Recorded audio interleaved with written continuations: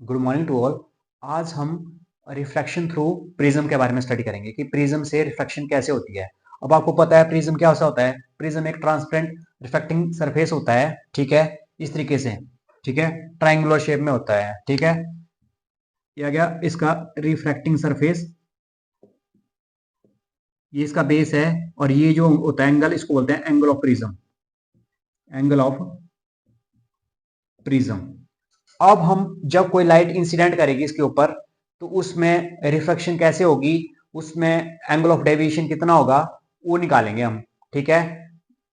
तो हमारे पास सपोज करो, इसको सिंपलेस्ट फॉर्म में लिखते हैं।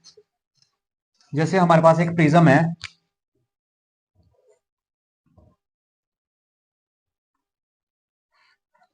इसमें ये जो है एंगल ऑफ प्रिज्म है, ठीक है। अब ए बी सी आ गया, ठीक है। अब अगर कोई हमारे पास रे ऑफ लाइट है, अगर वो इसके ऊपर इंसिडेंट करी, ठीक है। अब ये जो प्रिज्म है, प्रिज्म का एंगल ऑफ जो हमारे पास रिफ्रैक्टिव इंडेक्स है वो है n2, और यहाँ पे n1, मतलब इसको एयर में रखा हुआ है। इसका रिफ्रैक्टिव इंडेक्स हो, चाहे ग्लास से बना है चाहे किससे बना है, इस मटेरियल से, n2 है इसका। मतलब लाइट रे यहाँ पे क्या जाएगी, रेयर मीडियम से डेंसर मीडियम में। तो यहाँ पे क्या करेंगे हम, पहले तो हम नॉर्मल ड्रॉ करेंगे। ये आ गया नॉर्मल। नॉर्मल और इंसिडेंट रे के बीच में जो एंगल बनता है वो बनता है एंगल ऑफ इंसिडेंस। अब क्या होगा, जब लाइट रे रेयर मीडियम से डेंसर मीडियम में जाएगी, इट मींस लाइट क्या हो जाएगी, बैंड हो जाएगी, बैंड हो जाएगी टुवर्ड द नॉर्मल, ये इस तरीके से, ठीक है। यहां पे अगेन क्या होगा, अब लाइट रे जो होगी डेंसर मीडियम से रेयर मीडियम में जाएगी, अगेन हम क्या करेंगे, इसमें नॉर्मल ड्रॉ करेंगे, नॉर्मल ड्रॉ करेंगे, फिर लाइट क्या होगी, बाहर एमर्ज आउट होगी, अवे फ्रॉम दी नॉर्मल। अब लाइट रे पहले इनिशियली ऐसे फॉल कर रही थी, तो ऐसी जानी चाहिए थी, बट जो एमर्ज आउट हुई वो ऐसे हुई। इट मींस ये जो इनके बीच में एंगल है, इसको बोलते हैं हम एंगल ऑफ डेविएशन। यहां पे इसका एंगल ऑफ डेविएशन है डेल्टा 1, इसका है डेल्टा 2, और इंसिडेंट रिफ्लेक्टेड रे और नॉर्मल के बीच में जो एंगल बनता है इसको बोलते हैं R1 रिफ्लेक्शन। ये आ गया R2, इस पॉइंट को दे दिया हमने नाम O। ये आ गया P, ये आ गया Q पॉइंट। ये नॉर्मल है, नॉर्मल इट मीन 90 डिग्री का एंगल बनाएंगे। तो ये आ गया हमारे पास। इनिशियली हमारे पास क्या होगी, एक रे ऑफ लाइट है, वो इंसिडेंट करी P पे। अब यहाँ पे क्या हुआ, क्योंकि वो रेयर मीडियम से डेंसर मीडियम में जा रही है, इट मीन बैंड हो जाएगी टुवर्ड द नॉर्मल, और पॉइंट क्यू पे जाके मिलेगी ये। अब पॉइंट क्यू से यहां से अगेन क्या होगी, डेंसर मीडियम से रेयर मीडियम में जाएगी, तो वो एमर्ज आउट हो जाएगी, इसको बोलते हैं एमरजेंट रे। और एमरजेंट रे और नॉर्मल के बीच में जो एंगल बनता है उसको बोलते हैं एंगल ऑफ एमरजेंस, ई, ठीक है। ये है हमारे पास। अब जैसे सपोज करो, ये जो एंगल है हमारे पास, जैसे एंगल आई, और ऐसे है, ये डेल्टा 1 है और ये R1 है, ये दोनों क्या है, ये vertically opposite angle. Vertically opposite angle है, इसका मतलब जो है angle i equal to delta 1 plus R1।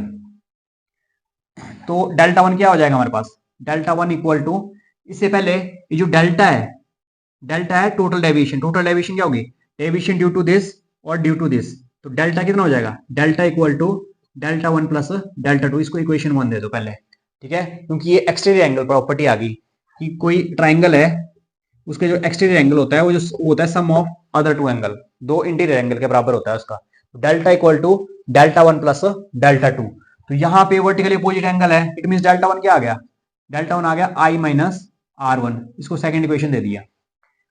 Similarly यहाँ पे भी एंगल ई क्या होगा, एंगल डेल्टा 2 प्लस R2।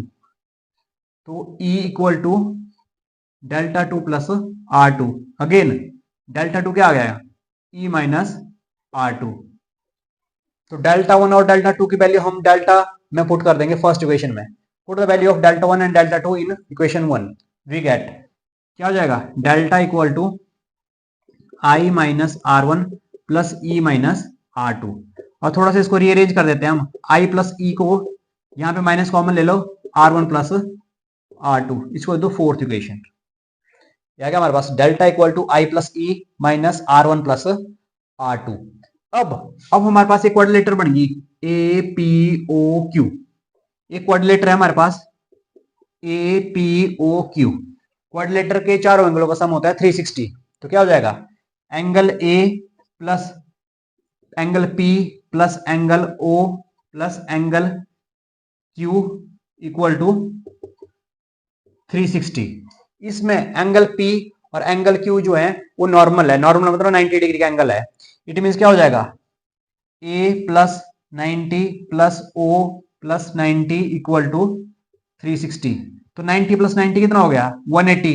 180 चला गया, इस 360 से माइनस कर दिया 180, तो 180 बचा। तो हमारे पास क्या बन गया, angle A plus angle O equal to 180। इसको दे दो आप fifth equation, angle A plus angle O equal to 180। अब हमारे पास ट्राइंगल है पी क्यू ओ। ये जो ट्राइंगल है, in triangle P O Q, triangle के तीनों एंगलों का सम कितना होता है, 180 डिग्री। तो इसमें एंगल क्या है, R1 R2 और O। तो क्या हो जाएगा, R1 plus R2 plus O equal to 180 degree. इसको दे दो इक्वेशन 6। अब इक्वेशन 5 और इक्वेशन 6 को कंपेयर कर दो। राइट हैंड साइड में दोनों के पास क्या है, 180, तो लेफ्ट हैंड साइड पे क्या होगी, बराबर होगी। तो क्या हो जाएगा, R1 plus R2 plus angle O equal to A plus O। O से O कैंसिल हो गया, तो हमारे पास क्या बन गया, R1 plus R2 equal to angle A। इसको दे दो सेवंथ इक्वेशन। जो R1 प्लस R2 की वैल्यू A है एंगल ऑफ प्रिज्म। तो इसमें इक्वेशन 4 में पुट कर दो इसको।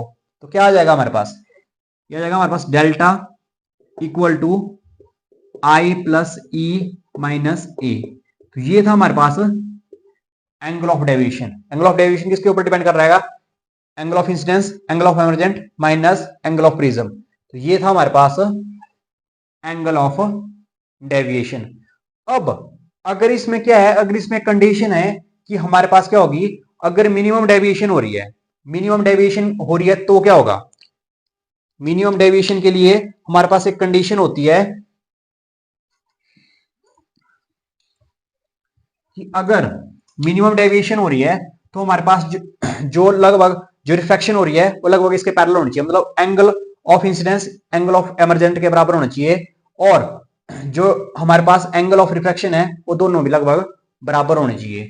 तो अगर हमारे पास मिनिमम डेविएशन हो रही है तो मिनिमम डेविएशन के लिए इस तरीके से है, हमारे पास कंडीशन होगी मिनिमम डेविएशन के लिए,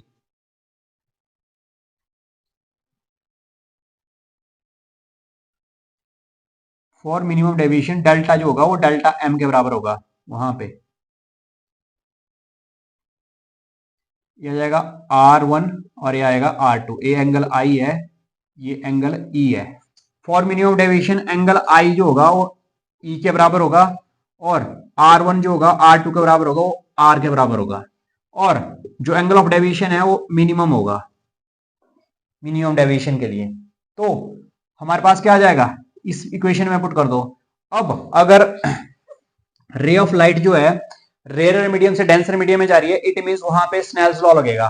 तो स्नेल्स लॉ क्या बताता है, स्नेल्स लॉ होता है n equal to sine I upon sine R, मतलब sine of angle of incidence upon sine of angle of reflection is equal to constant. ये आ जाएगा हमारे पास।